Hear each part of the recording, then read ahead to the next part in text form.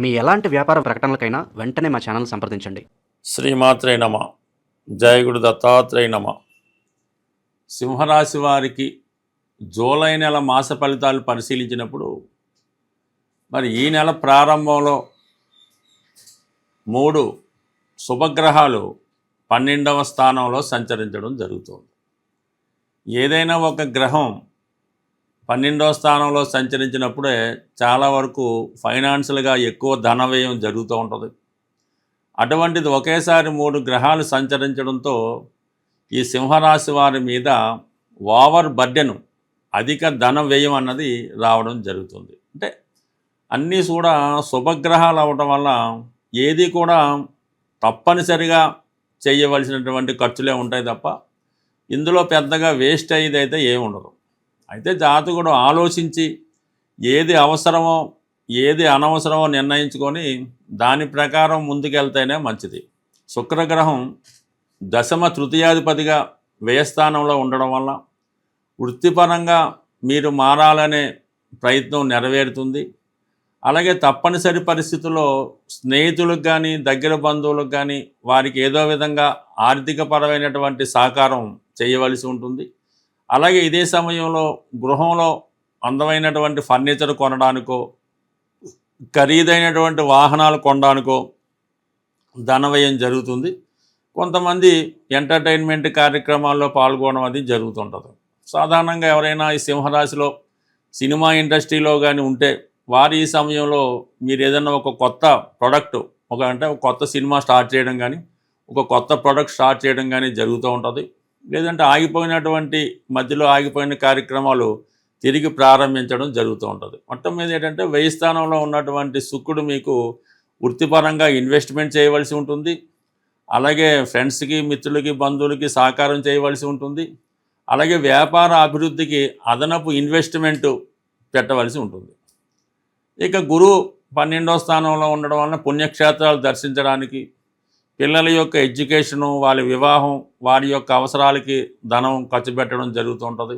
అలాగే మీరు హాబీగా మీ జీవితంలో ఏది చేయాలనుకుంటున్నారో అది చేయడానికి ఎంటర్టైన్మెంట్ కావచ్చు, హాబీగా ఏదైనా చేయొచ్చు.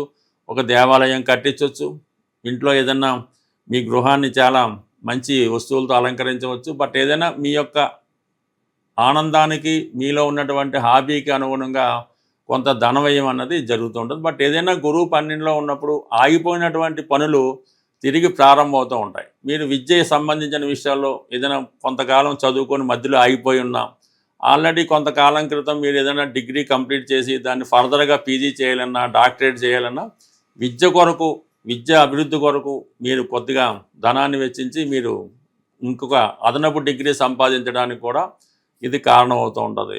ఇంకా ప్రధానంగా చూసుకున్నప్పుడు బుధుడు ధన లాభాధిపతిగా ఉన్నటువంటి బుధుడు 12వ స్థానంలో వక్రగమంలో ఉండడం వలన అది ఏదో ధనం వస్తుందని మనం ఎక్స్పెక్ట్ చేస్తాం. దానికోసం కొన్ని కార్యక్రమాలు చేపడుతుంటాం.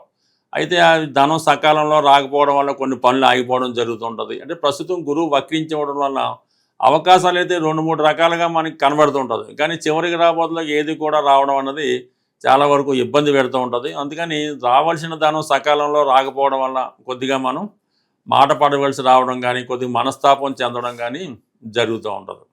ఇక ప్రధానంగా దానికి కారణం ఏంటంటే మనకి ఈ బుధుడు వక్రించి మనకి ఇంచుమించుగా 7వ తారీఖు జూలై 7వ తారీఖు తర్వాత లాభస్థానంలోకి రాబోతున్నాడు. ఇంచుమించుగా అక్కడ ఈ నెలాఖరు వరకు లాభస్థానంలో ఉండడం వల్ల చాలా వరకు మనం గతంలో చేసిన ప్రయత్నాలు తిరిగి ప్రారంభమవుతాయి. అంటే ఆర్థిక పరంగా ఉన్నటువంటి విషయాల్లో ఈ బ్యాంకు రుణాలు కానీ, ఎవరన్నా ఫైనాన్స్ సహకారం చేయడం కానీ, మనకు రావాల్సిన ధనం, గిల్స్ వగైరా రావడం అన్నీ కూడా జూలై 7 తర్వాత స్టార్ట్ అవ్వడం జరుగుతుంటుంది. ఒకేసారి అంటే ఈ సింహరాశి వారికి వచ్చిన పెద్ద చిక్కలు ఏంటంటే ధనాధిపతి, లాభాధిపతి ఒకలయ్యారు. అంటే సంపాదన వస్తే సోర్స్ ఆఫ్ ఇన్కమ్ ఒకేసారి వచ్చి పడిపోతుంటుంది.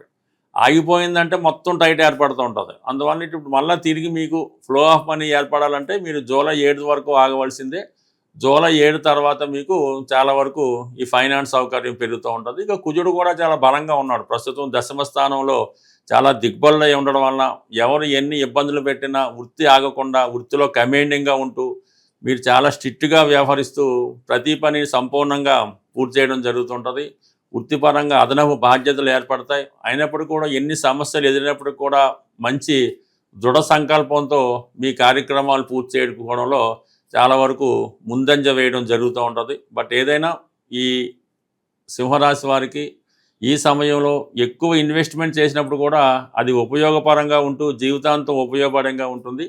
కుజుడు దశమ స్థానంలో ఉండడం వల్ల చాలా వరకు కొన్ని కఠినమైన నిర్ణయాలు తీసుకొని మీకున్నటువంటి సమస్యల్ని చాలా వరకు మీరు పరిష్కరించుకోవడం జరుగుతూ ఉంటుంది. అయితే రాశిలో ఉన్నటువంటి కేతువు చివరి నిమిషంలో మీ యొక్క అభిప్రాయాన్ని మార్చుకోవడం కానీ మీ యొక్క ప్రయత్నాన్ని వెనక్కి తీసుకోవడం కానీ జరిగే అవకాశం ఉంది. అటువంటిది లేకుండా ముందుగానే ఒక నిర్ణయం తీసుకుంటే దాన్ని కంటిన్యూగా చేసుకోవడం అన్నది చాలా ఉత్తమమైన పని. మధ్యలో ఆగకుండా మాత్రం మీరు వెళ్తే ఆ పని దానికదే పూర్తి అవుతుంటుంది. బట్ ఏదైనా అష్టమ శని కొంత అవమానాలని ఇబ్బందుల్ని కలిగిస్తూ ఉంటాడు కాబట్టి దాన్ని జాగ్రత్తగా శని భగవానికి తగ్గ పరిష్కారం చేసుకొని మిగతా విషయాల్లో మీ యొక్క ప్రయత్నాలు ఇదే కంటిన్యూ చేసుకుంటే అన్ని సమస్యలు వాటికి అవే సాల్వ్ అవుతాయి. గోచార రీత్యా మనకి గ్రహాలు ఇబ్బంది పెడుతున్నప్పుడు ఏ నెల మనకి ఈ గోచార ఫలితాలు గ్రహాలు మారుతున్నాయో ఆ నెలలో వస్తున్నటువంటి కొన్ని ఇంపార్టెంట్ అయినటువంటి పర్వదినాలు లాంటివి రావడం జరుగుతుంటుంది. వాటిని మనం అబ్జర్వ్ చేయడం వల్ల గ్రహాలు పెట్టే ఇబ్బందుల నుంచి చాలా వరకు తప్పించుకోవచ్చు. అందులో ప్రధానంగా ఈ జూలై నెలలోనే ఆషాఢ మాసం ప్రారంభమవుతుంది. ఆషాఢ మాస ప్రారంభంలోనే అంటే జూలై 16వ తారీఖు నుంచి రథయాత్ర ప్రారంభమవుతుంది. ఇది సుమారుగా ఈ పూరి మహాక్షేత్రంలో జరుగుతుంటుంది. చాలా కాలంగా నేను తెలుసుకున్న విషయం ఏంటంటే ఎవరైతే సంతానం లేక ఇబ్బంది పడుతున్నారో పెళ్ళై 6 సంవత్సరాలు 7 సంవత్సరాలు 10 సంవత్సరాలు అయినా కూడా సంతానం లేక ఇబ్బంది పడుతున్నారో వారు ఈ రథయాత్రలో ప్రత్యక్షంగా పాల్గొనడం వల్ల కంప్లీట్గా మీకు ఆ సంతానం అన్నది మళ్ళా రథయాత్ర రాకుండానే కలగడం అన్నది ప్రత్యక్షంగా చాలామందికి నేను చూడడం జరిగింది. నేను చెప్పిన వాళ్ళు కూడా పాటించడం వల్ల ఆ జగన్నాథుని అనుగ్రహం వల్ల రావడం జరిగింది. సో కారణాంతరాల వల్ల మనం పూరి మహాక్షేత్రాన్ని దర్శించుకోలేని పక్షంలో లోకల్గా కూడా ఈ రథయాత్ర జరుగుతూ ఉంటుంది చివరి రోజు ఎప్పుడు. అందులో పాల్గొనడం వల్ల కూడా మీకు ఈ సంతాన పరంగా మీరు ఎదుర్కొంటున్నటువంటి సమస్యలు పరిష్కారం అవడం అన్నది జరుగుతూ ఉంటుంది. ఇక అలాగే ఇదే ఆషాఢ మాసంలో జూలై 29వ తారీఖున గురు పౌర్ణమి రావడం జరుగుతుంది. అంటే చాలామందికి వారి యొక్క జన్మజాతకంలో గురు దోషం అంటే బ్రాహ్మణ దోషం వల్ల గురుశాపం వల్ల అంటే గురుశాపం అంటారు. ఆ కారణాల వల్ల ఏమవుతుందంటే వాళ్ళకి ఉద్యోగపరమైన ఇబ్బందులు ఎదుర్కోవడం, సంతానం కలగకపోవడం, అలాగే పిల్లల డెవలప్మెంట్ లేకపోవడం, ఈ విధమైనటువంటి ఇబ్బందులు కలుగుతూ ఉంటాయి. అంటే గురుశాపం అన్నది చాలా ఇబ్బందితో కూడుకున్నదన్నమాట. అన్నీ ఉంటాయి బట్ కానీ సరైనటువంటి మార్గం దొరకదు.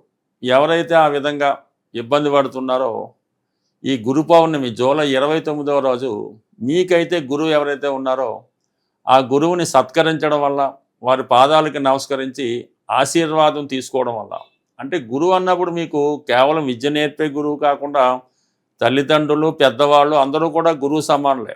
అంటే తెలిసి తెలియకుండా మీరు జీవితం ఇప్పటిదాకా జరిగిన మీ లైఫ్లో ఒకసారి వెళ్ళినప్పుడు ఏ సందర్భంలో అయినా మీరు పెద్దవాళ్ళని అవమానించడం కానీ దూషించడం కానీ ఇంకో విధంగా ప్రవర్తించడం కానీ జరిగి ఉంటే అది మీ జీవితాన్ని చాలా ఇబ్బంది పెడతాం జరుగుతూ ఉంటుంది.